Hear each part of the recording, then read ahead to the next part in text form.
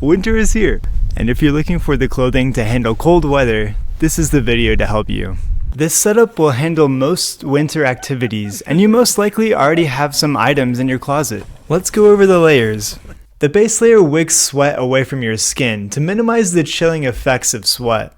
The active thermal layer is a highly breathable material that also provides some warmth. This can be worn safely during strenuous activity. The insulation layer is an optional layer to provide extra warmth on a colder day or if you're resting. And last is the shell layer. This layer is surprisingly the most important. It traps a blanket of warm air inside of your jacket while also letting moisture pass through. It also protects you from the elements. It's a windbreaker, it's snow protection, and it also does general waterproofing. Your body warms the air around you, which is wasted energy if it just blows away. Once you have trapped this air, your body continually adds warmth into this air. However, moisture now becomes a problem. The moisture can easily travel through the base layer and active layer, but will negatively impact a down jacket. And moisture will also build up on the inside of the shell layer. So down should not be worn as an active layer, and your shell layer should be breathable. The layering system is as much about warmth management as it is about moisture management. Try not to sweat and slow down if your body gets too hot. If you're unable to slow down your heart rate, then be extra careful with your active layers. And you should never ever wear cotton anywhere. Cotton holds on to sweat and dries out very slowly, so it just saps all your energy. So never wear any cotton during winter activities since your life could depend on it. Alright, with that all said, let's do a deep dive into each layer. The base layer is usually a thin or medium weight material made out of synthetic or wool usually. This layer should be close to your skin and not loose or baggy. That way it's able to wick sweat away from your skin and move it to the outer layers. I prefer slightly loose material like this so that I can move around better whenever I'm doing activities like skiing or hiking.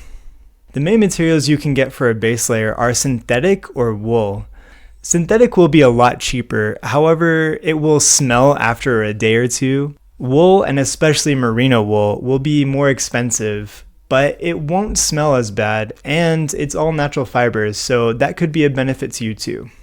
The active thermal layer is typically a fleece jacket made out of mid-weight or lightweight material. The purpose of this jacket is to create some warmth while also venting out moisture effectively. For this reason, it's usually very breathable. Depending how active you'll be during your winter activity will determine how thick your material will need to be.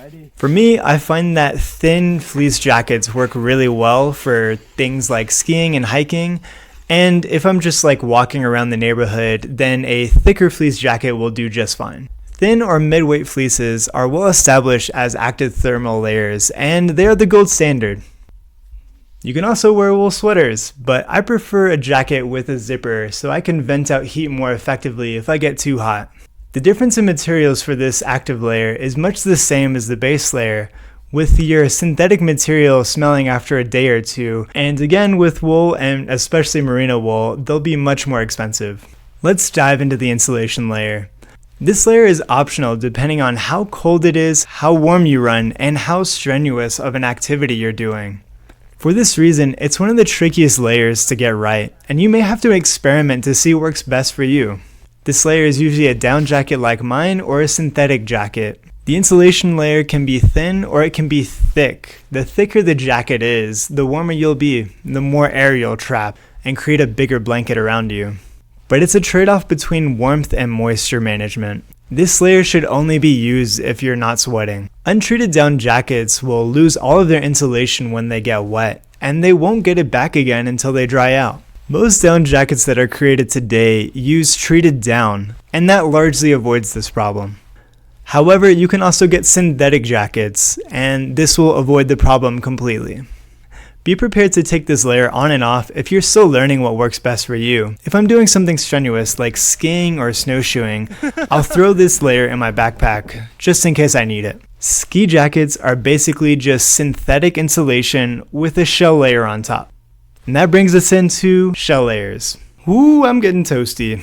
Again, the shell layer is the most important layer. It's what traps all the heat inside and protects you from the elements. It's doing a lot of things, and for this reason, it's really important to get this layer right. You can use any rain jacket or ski jacket for this layer, however, some jackets will be better than others. First of all, you want a jacket that has very breathable material. Some of the best ski jackets are made out of Gore-Tex, and it's for this reason. Gore-Tex vents moisture extremely well, and it's waterproof. Since the shell layer has to trap all this warm air, you want elastic around the wrists and around your waist. That will help trap all the warm air inside, keep you nice and cozy.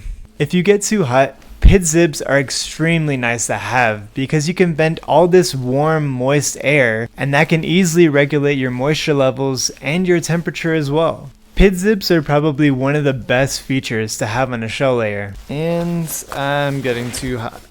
I also prefer a jacket with zippered pockets. That way I can put things like keys in my wallet and phone inside the jacket and know that it's not going to get lost in the snow somewhere. For materials, I would say the biggest difference is hard shell versus soft shell. Soft shell is more like a wind jacket that's water resistant. They perform really well in snow unless you're doing something like sitting or laying in it. And a hard shell is more like a rain jacket, and breathable hard shells will perform much better than non-breathable. In fact, I would avoid non-breathable rain jackets if you can. Alright, let's quickly go through the leg layers. My legs are normally warmer than the rest of my body, so I usually just wear a base layer and my shell layer. Sometimes if it's colder, I also put on an active layer. My active layer is just a pair of synthetic sweatpants. These work really well, and I typically wear them when it gets down to like 15 to 10 degrees.